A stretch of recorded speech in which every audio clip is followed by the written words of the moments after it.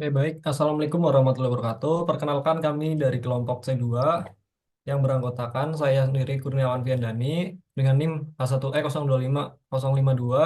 Terus ada Hurin Inin Adibah dengan NIM H1E025070 068. Terus ada Alia Levia Putri dengan NIM H1E025075. Terus ada Elsa Palupi dengan NIM H1E025071 dan juga ada Muhammad Tasmi Nafal dengan NIM H1E025072. Pada kesempatan kali ini kami akan mendemonstrasikan aplikasi yaitu Sistem Informasi Produksi PT Astra Honda Motor sesuai dengan manufaktur yaitu produksi kendaraan motor. Aplikasi ini dibuat untuk membantu proses bisnis manufaktur, mulai dari customer melakukan pemesanan produk, perencanaan, kebutuhan bahan baku, pembelian bahan baku, proses produksi, hingga pengiriman barang kepada customer. Selanjutnya, saya akan mendemonstrasikan jalannya program ini. Bentar ya.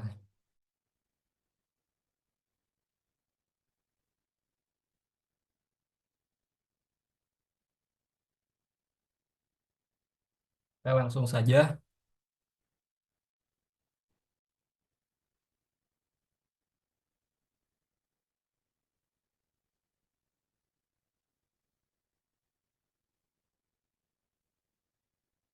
Oke, untuk tampilan pertama yaitu menu login.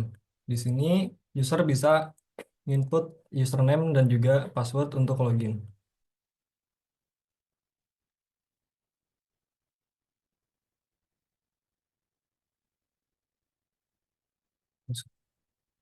Masuk login. Nah, setelah berhasil login, pengguna itu akan masuk ke dalam halaman dashboard sebagai halaman utama aplikasi. Pada dashboard ditampilkan ringkasan kondisi perusahaan secara real time. Yang pertama yaitu total pesanan. Bagian ini menampilkan total pesanan customer yang telah masuk pada hari ini. Terus total ini produksi yaitu misal ada nomor pesanan di eh, bagian produksi itu bakalan tampil di sini ada berapa nomor pesanan. Terus menunggu pengiriman di sini di bagian logistik itu bakalan tampil di sini. Misal ada 3 pengiriman, berarti di logistik itu tercantum. Lanjut di saldo perusahaan. Di sini menampilkan saldo perusahaan yang akan berubah setelah terjadi transaksi pembelian maupun penjualan. Terus ada profit perusahaan yaitu total pemasukan, total pengeluaran, dan juga laba bersih. Terus di sini juga ada grafik produksi bulanan. Misal ini di bulan Januari sampai Juni itu sekitar segini, terus di bulan Juli masih nol karena belum melakukan produksi. Terus di sini juga ada ringkasan operasional seperti total produk bahan jadi itu yang ada di gudang FG, terus total bahan baku yang di gudang RM, total PO dan juga total pengiriman. Di bawahnya juga ada informasi, misal ada pengiriman hari ini atau ada produksi hari ini itu terlihat di sini. Terus masuk ke form pemesanan. Oke, tahap pertama adalah customer melakukan pemesanan produk. Nah, di sini untuk customernya sendiri sudah diatur, soalnya karena dari PT AHM sendiri juga udah ada customernya masing-masing. Misal mau ngirim ke Honda di Banyumas gitu. Nah, di sini akan ada nomor pesanan, tanggal pengirimannya, tanggal pemesanan. Terus di sini juga ada eh, barang yang akan dibeli. Misal, bentar,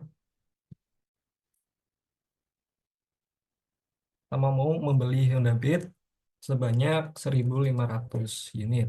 Terus ditambahkan, nantinya tampil di detail produk dalam pesanan. Oke, lanjut lagi. Misal CBR 150, misal 1.400 unit. Misal satu lagi yaitu Honda Forza misalnya 1.200 unit. Nah, habis itu setelah ditambah semuanya, kita simpan pesanan. Oke, kalau udah disimpan nanti tampil di daftar pesanan yang ada di data grid view daftar pesanan. Habis itu setelah pesanan disimpan, data dikirim ke bagian PPSC untuk menghitung kebutuhan bahan baku. Ini klik terus kirim ke BOM. Oke, masuk ke BOM. Nah, pada form Bill of Material ini atau BOM, sistem menghitung kebutuhan bahan baku berdasarkan produk dan jumlah pesanan customer. Saat mengklik generate apa namanya, milih nomor pesanan dulu. Ini karena belum dipilih, jadinya nggak bisa. Nomor pesanan dulu. Nah, ini nampilin total pesanan semuanya ada 4.100 unit.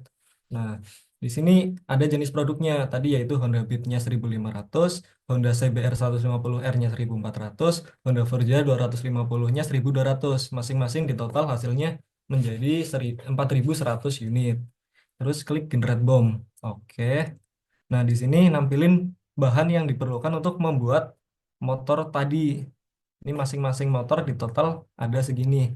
Nah, di bawahnya itu nampilin ringkasan kebutuhan. Yang pertama itu jumlah jenis bahan. Ada 39 jenis. Terus total kebutuhan materialnya ada berapa ini?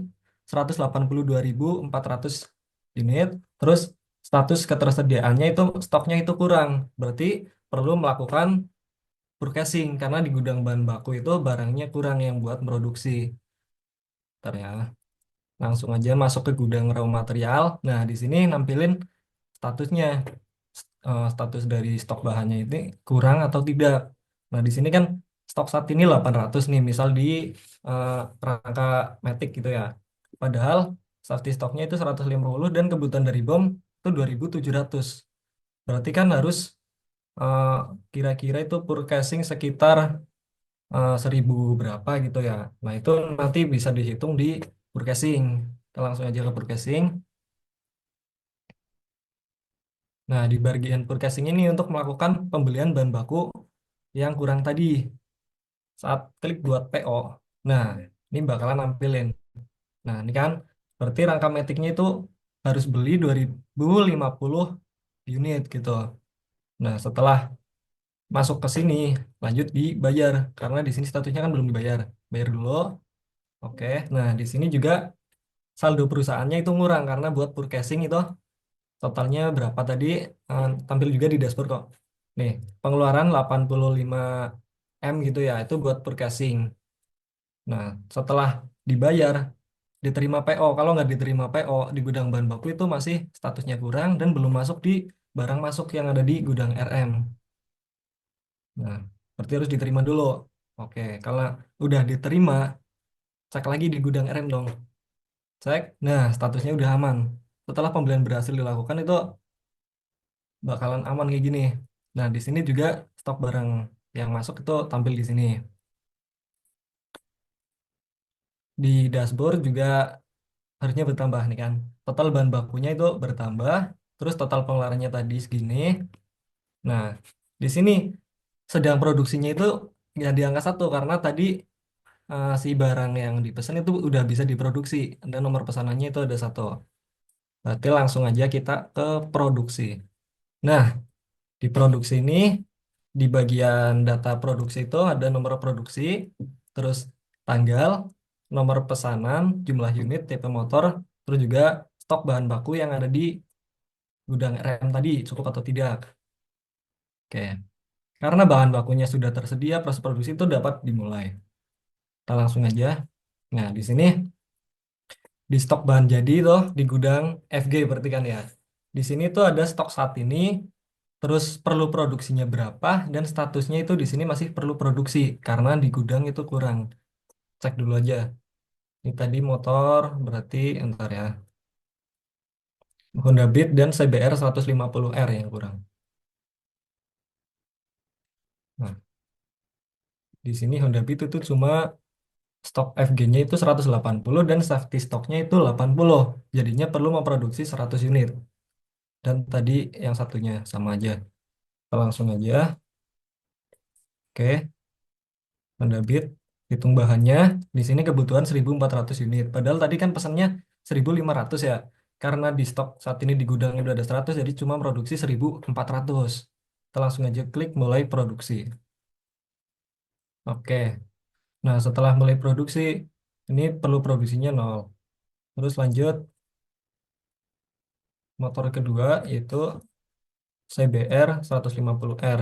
Ini juga membutuhkan 1.400 karena stok saat ininya itu nol di gudang. Lanjut lagi, tinggal yang terakhir, motor Honda Forza 250. Ini juga butuh 1.200. Oke, nah setelah diproduksi ini nomor pesanan tuh hilang. Berarti kan udah masuk ke gudang FG tuh barang jadinya. Nah, kita cek dulu di gudang RM. Nah, di gudang RM ternyata stoknya juga udah ngurang. Udah kebutuhan dari BOM juga nol semua nih. Karena udah diproduksi tadi. Terus barang keluarnya juga udah masuk ke sini. Barang apa aja yang udah buat produksi gitu. Ini di dashboard juga nampilin nih. Bahan bakunya udah ngurang. Total FG-nya itu nambah. Cek di gudang barang jadi itu kan. Ini barang yang baru jadi dibuat yaitu Honda Beat, Honda CBR, Honda Forza. Ini tampil di sini. Nih, safety stoknya 80, stok FG-nya sekarang 1.580. Oke, berarti langsung aja karena barangnya kan udah ada ya, berarti langsung ke logistik aja.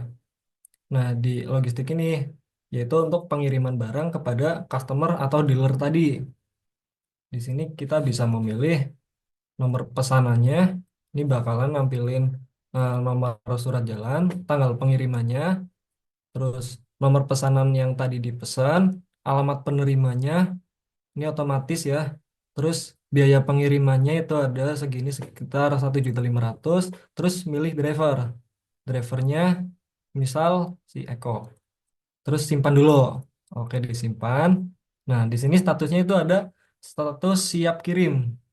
Nah, setelah siap kirim ini, berarti kan tadi produknya udah ada gitu ya. Langsung cetak surat jalan aja. Nah, dicetak surat jalan ini nampilin eh, ya suratnya. Jadi misal detail barangnya itu misal Honda Beat kuantitinya segini segini segini. Terus juga nomor plat kendaraan si driver, terus tanggal pengiriman, terus alamat dealernya. Terus skip aja. Terus kirim barang.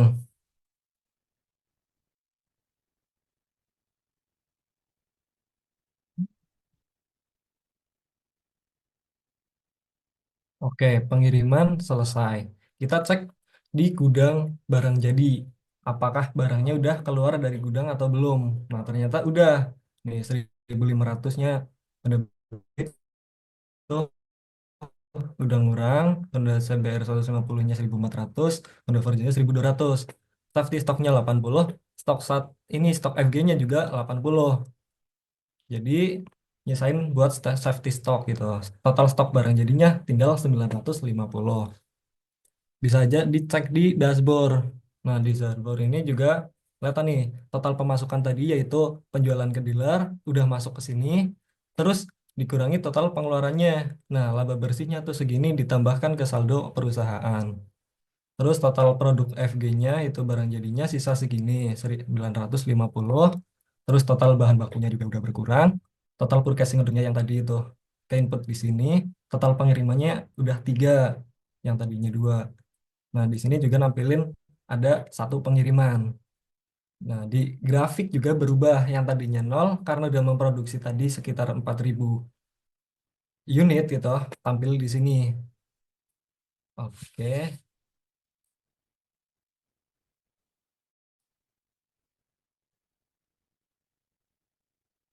Nah, dengan demikian tuh ya, seluruh proses bisnisnya pada aplikasi ini tuh telah berjalan sesuai alur perusahaan manufaktur.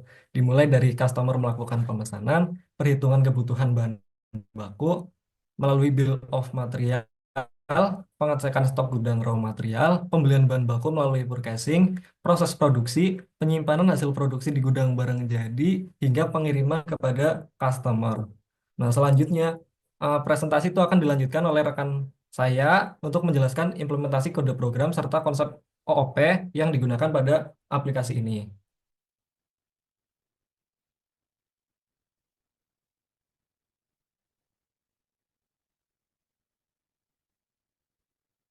Oke, selanjutnya di sini saya Muhammad Asfinawal Febrian akan menjelaskan konsep OOP yang ada pada kelas form login.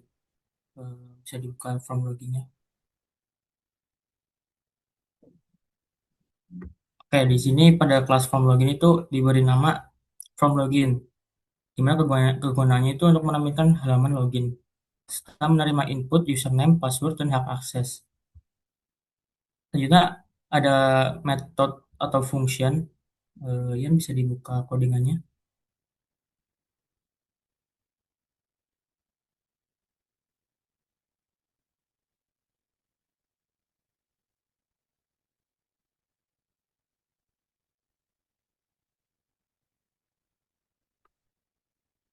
Nah, di situ ada from login load, di mana fungsinya itu untuk menginisialisasi data aplikasi. Selanjutnya ada event button login digunakan untuk memvalidasi input username dan password, memanggil class out.login. Jika berhasil, maka akan membuka form sidebar. Jika gagal, akan menampilkan error. Selanjutnya ada event button exit digunakan untuk keluar dari program.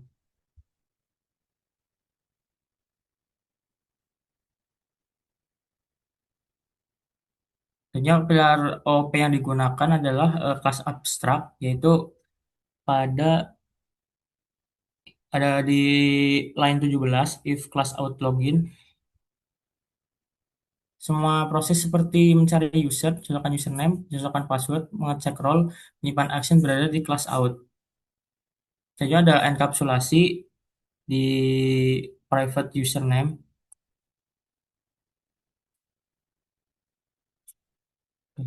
Oke, sekarang lanjut ke ke class out.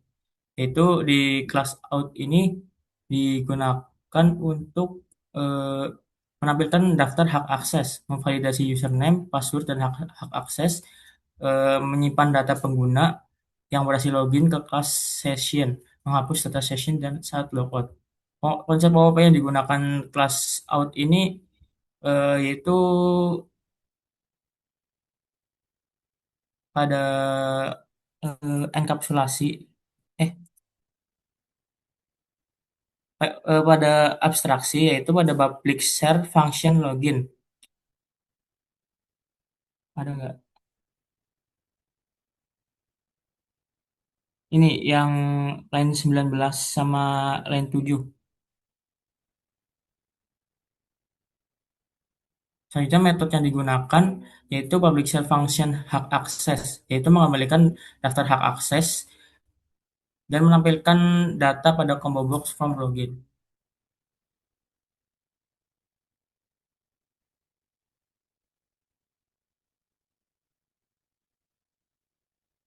Selanjutnya ada class user.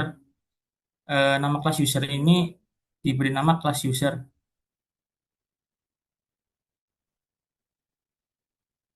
Metode atau function yang digunakan itu yaitu public sub new.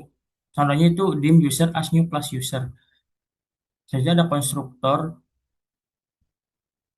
dan function check password digunakan untuk membandingkan password yang dimasukkan ketika password milik objek user. Misal passwordnya itu salah, maka tidak akan masuk. Jadi di sini ada objek dari kelas ini yaitu pada dim user as new class user, di mana objek ini mempunyai isi username admin 123 dan administrator 1.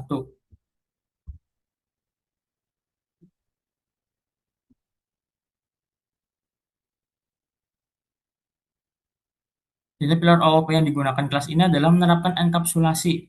Data user disimpan di dalam properti, diakses melalui properti tersebut bukan melalui field. Dan ada polymorphism pada public overrides function.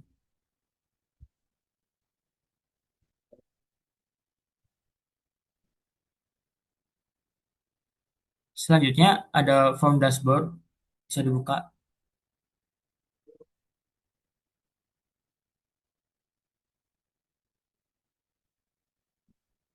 Oke, pada form dashboard ini diberi nama form dashboard ya, sebagai halaman dashboard yang menampilkan informasi utama aplikasi seperti total pesanan, produksi, pengiriman saldo, perusahaan, grafik produksi, dan informasi yang lain. Metode atau function yang digunakan ini private sub form dashboard, yaitu berfungsi untuk membuat objek pada dashboard, memanggil load dashboard, memanggil timer, menjalankan timer, dan menjalankan timer notifikasi. Selanjutnya ada private sub load dashboard, itu mengambil seluruh data dashboard dari kelas dashboard. Ada load chart, yaitu digunakan untuk membersihkan chart, membuat area chart dan legend, dan menampilkan grafik produksi. Selanjutnya ada load informasi, digunakan untuk mengambil data informasi dari dashboard dan menampilkan ke list view. Ini objek yang digunakan yang dibuat dari kelas ini ada dashboard sama dengan new class dashboard AHM. Objek disimpan ke dalam variabel yaitu private dashboard as class dashboard.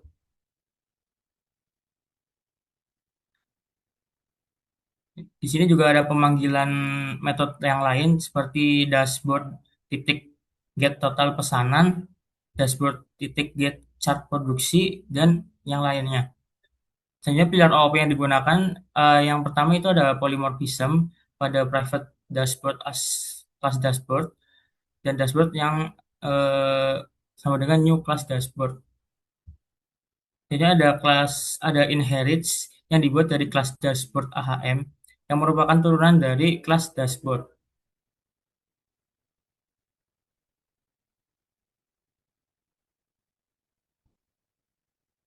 Kayak bisa next ke form pesanan.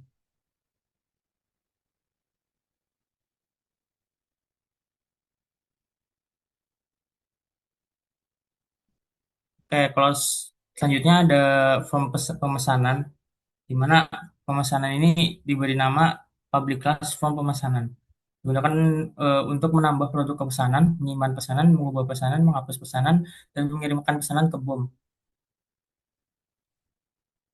Metode yang digunakan yaitu adalah form pesanan load. Itu berfungsi untuk memuat data dealer, memuat data produk, data daftar produk, membersihkan form, dan menampilkan data pesanan. Jadinya di sini ada event-event. Yang pertama itu tambah produk, itu menambahkan produk ke data grid view. Button simpan untuk menyimpan seluruh pesanan. Data button hapus pesanan untuk menghapus pesanan. Saya ada button kirim bom, itu mengirim eh, pesanan ke bom ke bill of material.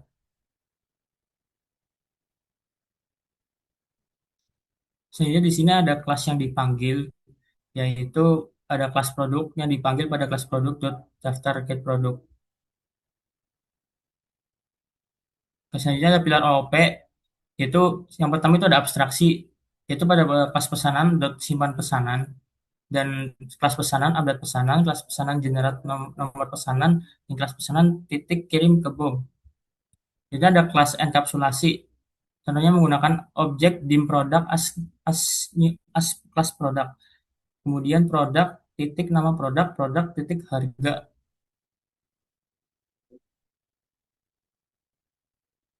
Oke, bisa lanjut ke kelas pesanan.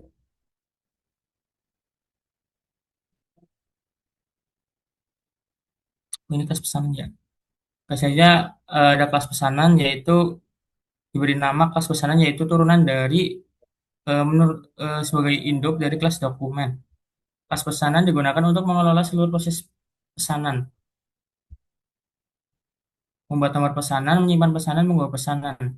Ini sama seperti yang kelas sebelumnya, cuman ini sebagai turunan lah.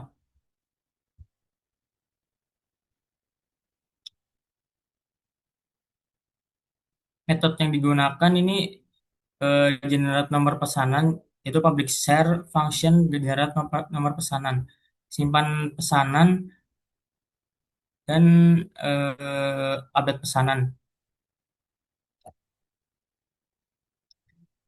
Selanjutnya OOP yang digunakan pada kelas ini ada enkapsulasi yaitu private dealer as string, private product as string, dan private quantity as string. File ini dibuat privat sehingga tidak bisa diakses langsung. Untuk mengakses untuk mengaksesnya menggunakan properti, yaitu public property dealer, public property product, dan public property quantity yang dibungkus oleh enkapsulasi. Jadi ada inherits, yaitu turunan dari kelas dokumen tadi,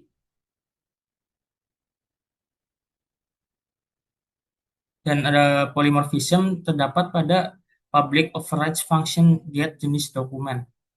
Menandakan bahwa ini parent diganti. Kemungkinan terdapat pada public overridable function get jenis dokumen. Mungkin segitu saja untuk penjelasan dari saya, bisa dilanjut oleh rekan saya. Baik, selanjutnya saya akan menjelaskan terkait kelas bahan baku. Tolong untuk formnya bisa dibuka. Nah, jadi di kelas bahan baku ini, nama kelasnya adalah kelas bahan baku yang fungsinya adalah untuk menyimpan dan mengelola seluruh data bahan baku, kayak misal stok, kebutuhan produksi, harga satuan, sampai dengan statusnya. Kemudian di sini ada field yang fungsinya adalah untuk menyimpan data. Itu kode, nama, stok, safety stok, kebutuhan, dan juga harga satuan. Jadi fieldnya ini sifatnya itu private. Terus untuk mengakses fieldnya, karena dia itu bersifat private, kita perlu eh, properti. Eh, Field dan properti ini merupakan bentuk penerapan dari enkapsulasi. Kemudian boleh di-scroll sedikit. Nah, untuk properti status ini sifatnya read only. Jadi dia itu cuma bisa baca, kalau dia itu langsung otomatis kasih info aman atau kurangnya.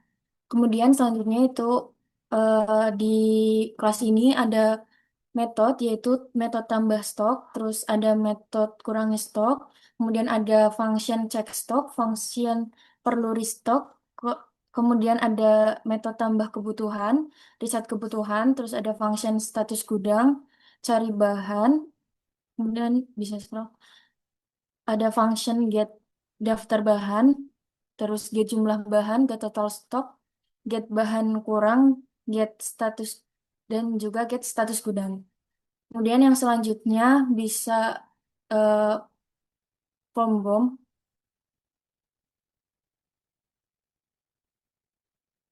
Nah, jadi di form ini diberi nama form BOM yang fungsinya adalah untuk memilih pesanan yang masuk ke BOM, terus menampilkan detail produk dalam pesanan, terus bisa generate bill of material atau BOM-nya itu sendiri, sama mengecek kebutuhan material.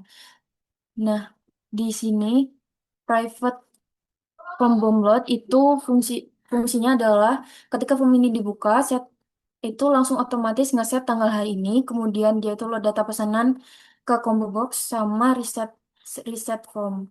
Kemudian eh, private subload pesanan dia itu untuk mengisi combo box dengan pesanan yang siap masuk room. Kemudian private sub bersih itu untuk mereset seluruh UI-nya. Kemudian ketika pesanan dipilih atau combo box-nya diisi itu akan menampilkan data produk dalam pesanan. Terus selanjutnya scroll button generate BOM, dia itu fungsinya untuk menampilkan daftar BOM-nya. Terus bisa scroll.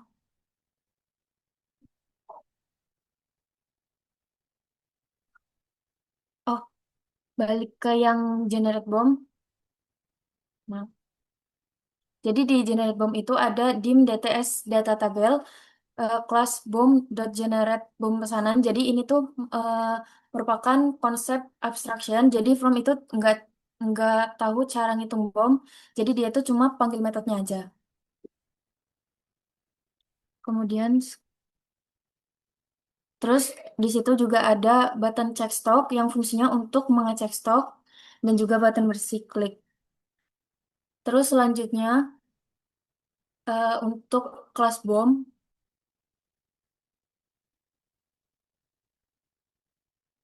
Jadi di kelas BOM ini sama seperti kelas bahan baku, jadi dia pakai field yang bersifat privat. Jadi kita butuh properti untuk mengaksesnya.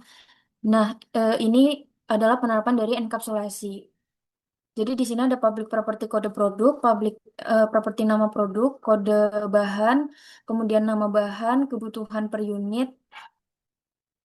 Selanjutnya di sini ada function yaitu function hitung kebutuhan, kemudian function stok mencukupi, function generate nomor BOM, terus ada function ambil BOM produk sama function get daftar pesanan.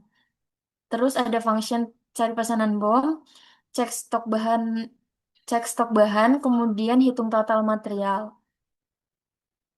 Terus hitung jumlah jenis bahan, kemudian get status produksi, get data BOM. Terus di sini juga ada metode generate kebutuhan, kemudian function get data BOM pesanan. Bisa di scroll. Terus ada get produk pesanan juga, eh, generate BOM pesanan.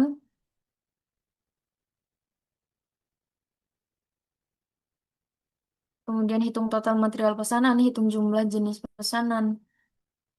Terus cek stok pesanan, refresh kebutuhan, ini metode. Terus di sini juga ada metode tambahkan kebutuhan. Kemudian selanjutnya bisa buka form purchasing.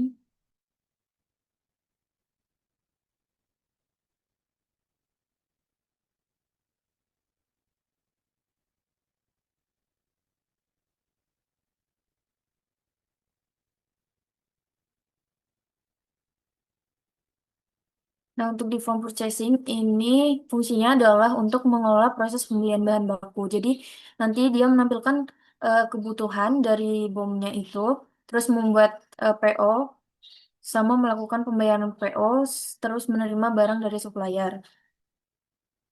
Terus di sini form purchasing load dia itu fungsinya adalah ketika formnya dibuka dia tuh bisa langsung load daftar bahan terus bisa generate nomor PO, set tanggal, load data kebutuhan, load daftar PO dan update status gudang. Kemudian ada load daftar harus dibeli, kemudian ada load PO,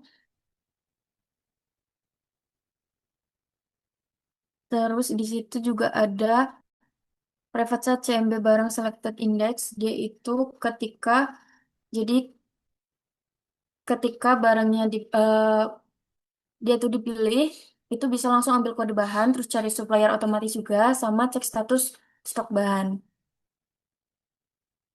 Kemudian selanjutnya, eh, untuk di GV barang harus beli itu isi dari tabel yang masuk ke rekomendasi. Kemudian selanjutnya, ada button buat PO, itu yang fungsinya untuk membuat PO. Kemudian selanjutnya ada button bayar yang fungsinya untuk membayar. Kemudian ada button terima PO itu fungsinya untuk menerima PO dan kemudian untuk hapus PO. Terus di sini juga ada metode hitung total pembelian dan juga update status gudang. Selanjutnya ke kelas PO.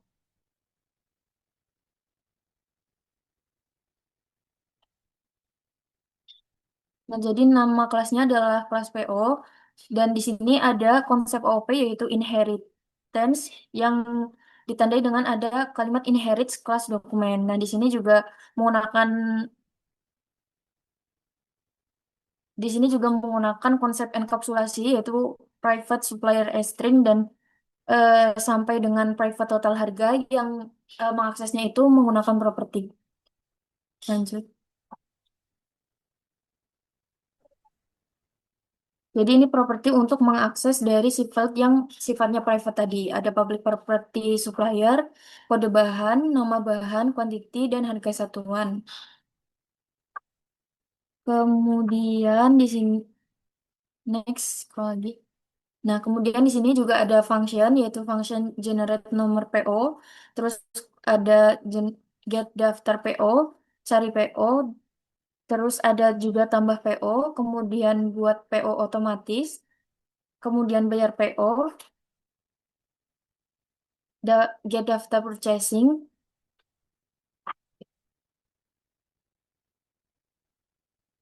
get barang harus dibeli,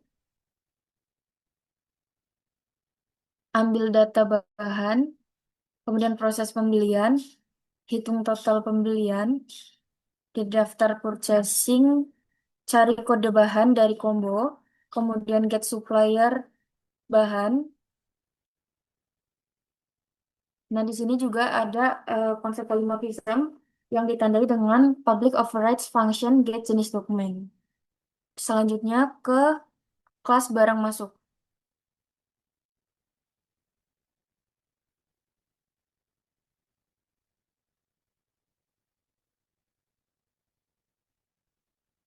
Nah, kelas barang masuk ini fungsinya adalah untuk mengolah transaksi barang masuk bahan baku ke gudang setelah dia itu tadi user itu menerima PO di form purchasing. Kemudian di sini menggunakan konsep enkapsulasi yaitu private nomor masuk string yang dia itu harus diakses melalui properti, yaitu properti nomor masuk, properti tanggal masuk, nomor PO, nama bahan. Nah, untuk nama bahan dia itu sifatnya read only, terus quantity juga dia read only. Kemudian function yang ada di kelas ini adalah generate nomor masuk, terus get daftar barang masuk, cari barang masuk, terus ada tambah barang masuk, kemudian hitung total barang masuk. Selanjutnya ke form gudang raw material. Nah, untuk gudang eh, kelas form gudang, dia itu fungsinya adalah sebagai form manajemen gudang bahan baku yang dia itu menampilkan data stok bahan baku, terus kasih info juga stoknya itu aman, kurang atau gimana, terus dia itu melihat barang masuk dan juga barang keluar. Terus form gudang RM load itu fungsinya adalah atas. Fungsinya adalah dia itu menampilkan data raw material, menampilkan barang masuk, dan juga menampilkan barang keluar. Nah, kemudian tampil raw material itu fungsinya adalah menampilkan seluruh data bahan baku dari sistemnya. Terus, kemudian di sini juga ada tampil barang masuk, itu untuk menampilkan barang masuk, tampil barang keluar untuk menampilkan barang keluar. Kemudian di sini ada button refresh, itu adalah fungsinya untuk reload semua data yang ada di gudang.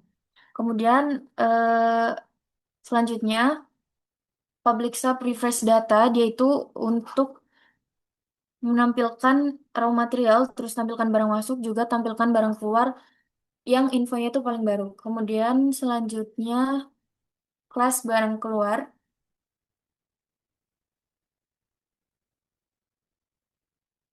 Jadi kelas barang keluar ini fungsinya adalah untuk mengelola transaksi pengeluaran bahan baku dari gudang menuju proses produksi.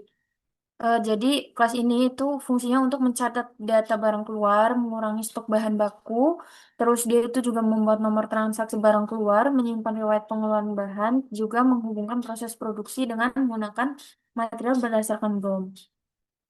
Nah, di sini menerapkan konsep enkapsulasi, yaitu private nomor keluar string, private tanggal keluar sdat, sdat, terus private nomor produksi string, private kode bahan string, private quantity integer itu yang bisa diakses melalui properti. Next, bisa scroll.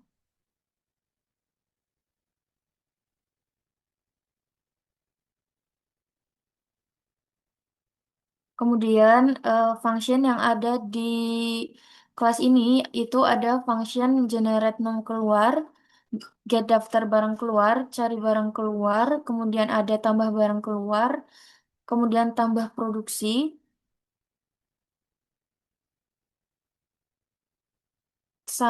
terus get riwayat barang keluar, get barang keluar produksi, dan juga hitung total barang keluar. Kemudian bisa dilanjutkan oleh teman saya.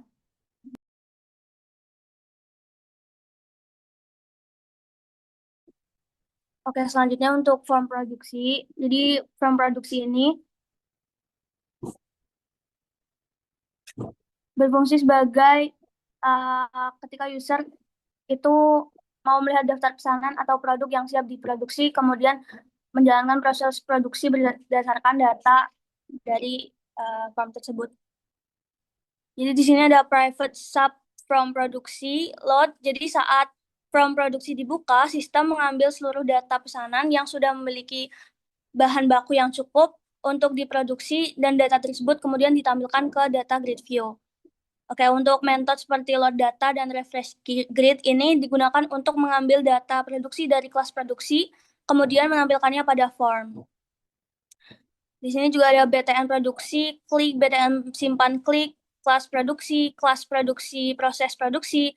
Jadi ini metode-metode ini akan saat tombol produksi ditekan, form tidak mengolah data sendiri, tetapi memanggil metode pada kelas dari kelas produksi. Jadi ini sendiri menunjukkan konsep OOP, yaitu form hanya sebagai antarmuka atau UI, sedangkan proses berada di dalam kelas. Oke, lanjut ke kelas produksi. Oke, di sini ada inherit kelas dokumen yang berarti kelas produksi ini mewarisi kelas dokumen sehingga otomatis memiliki nomor dokumen, tanggal, dan status dari kelas dokumen itu. Di sini ada constructor di public sub new dan my base new. Ini constructor parents dipanggil menggunakan my base new agar data dokumen diinisiasi dari kelas dokumen. Ini menunjukkan konsep inheritance. Oke, untuk properti private dan public property ini, jadi private product, private quantity, private status, public property produk, dan lainnya, ini data dibuat private, kemudian diakses menggunakan property. Yang ini menunjukkan konsep enkapsulasi. Oke, untuk metode seperti proses produksi, mulai produksi, dan simpan produksi ini menjalankan proses produksi yang mengambil bahan baku, mengubah status produksi, dan menghasilkan barang jadi. Di sini juga ada overrides. Di public overrides function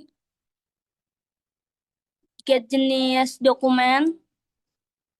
Ini menunjukkan konsep polymorphism, di mana metode ini merupakan override dari kelas dokumen. Selanjutnya form gudang FG.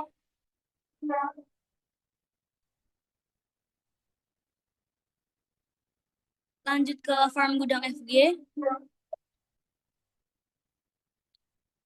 Jadi di sini form gudang FG load, saat form dibuka, sistem akan menampilkan seluruh stok barang jadi. Untuk metode seperti load gudang dan refresh data, ini untuk mengambil data dari kelas barang masuk FG dan kelas barang keluar FG. Dan di GIV ini, ada di GIV, digunakan untuk menampilkan stok barang jadi yang tersedia.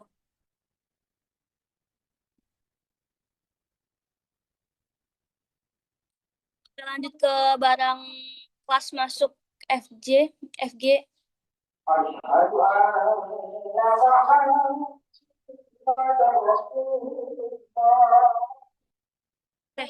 Kelas barang masuk FG ini digunakan untuk mencatat seluruh barang jadi yang masuk ke gudang finish good setelah proses produksi selesai.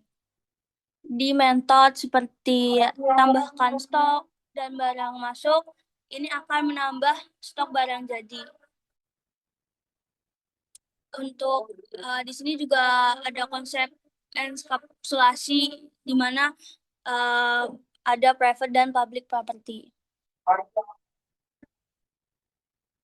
Lanjut ke kelas barang keluar FG.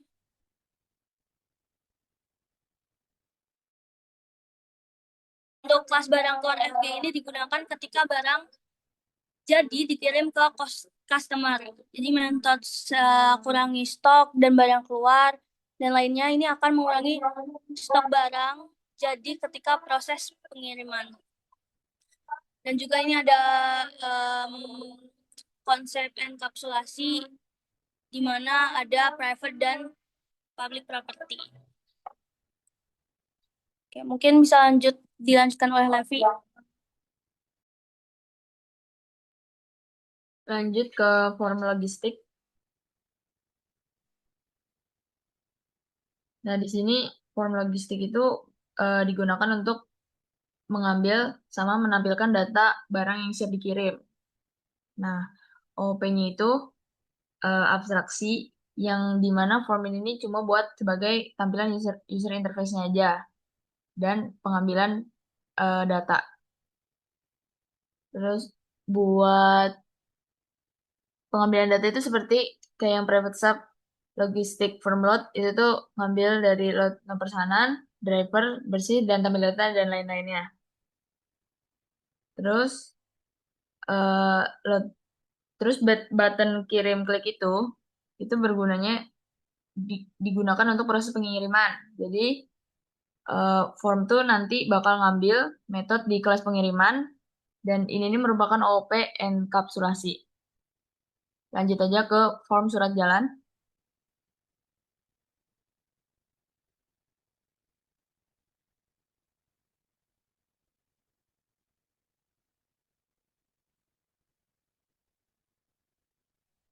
Nah, form surat jalan itu nanti bakal nampilin kayak data surat jalannya, entah itu hasil pengirimannya. Nah, nanti di kode form ini nih ada OOP abstraksi yang nanti dia tuh bakal kode ngeload surat jalan. Nah, nanti itu mengambil data surat jalannya, isi-isinya itu yang nanti bakal ditampilin ke pengguna. Lanjut ke form sidebar.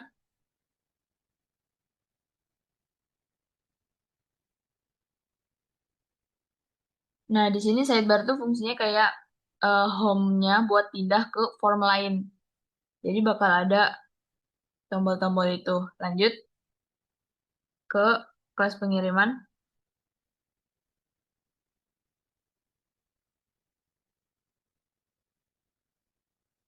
Nah, di sini kelas pengiriman itu memakai OOP inherits atau pewarisan.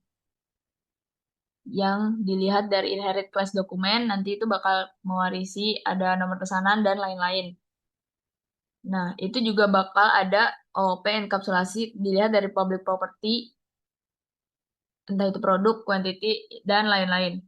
Habis itu ada fungsi kode kirim barang itu tuh nanti bakal ngelola seluruh proses pengirim barang. Nanti dalam kelas itu tuh memanggil metode-metode yang ada di situ. Terus ada overrides, itu polymorphism. Nanti dia bakal menyesuaikan fungsi metode yang diwarisi dari parent class gitu. Lanjut ke class dashboard. Di situ class dashboard. Nah, nah di situ bakal ada function-function yang diambil gitu, yang minta diambil. Itu nanti bakal menerima hasil perhitungan dari setiap kelas-kelasnya gitu. Jadi nggak perlu ada penumpukan. Itu termasuk OOP abstraction. Jadi itu bakal setiap override atau setiap fungsi nanti diambil. Jadi nggak bakal ada penumpukan. Lanjut ke kelas repository.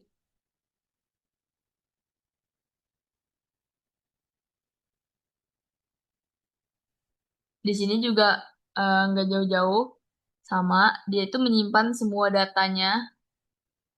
Jadi setiap data itu bakal bisa digunain sama semua form. Nah, ini juga jadi pusat penyimpanan data. Nanti setiap form tuh tetap memakai data yang sama, jadi nggak double. Kayak public share function, yang kayak gitu juga termasuk. Lanjut ke class seeder.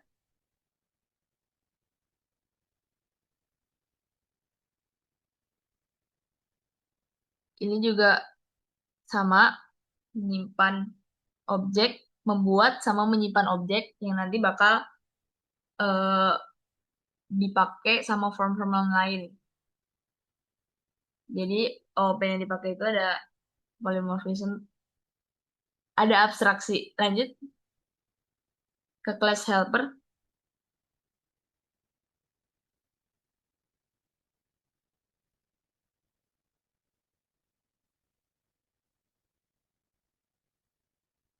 Ini kelas yang terakhir, dan ini kan ada generate, ada public share function yang juga itu tuh data-data yang nanti bakal dipakai sama form-form yang lain. Jadi tetap pakai data yang sama, dan ini nih reusability. Jadi bisa dipakai untuk seterusnya. Dan juga ini juga bakal, pokoknya datanya dari form-form lain tuh bakal masuk ke sini gitu. Mungkin sekian dari penjelasan kode dan dari demo program. Sekian dari kami. Maaf jika ada kesalahan kata. Wassalamualaikum warahmatullahi wabarakatuh. Bentar, bentar, bentar. Waalaikumsalam warahmatullahi wabarakatuh.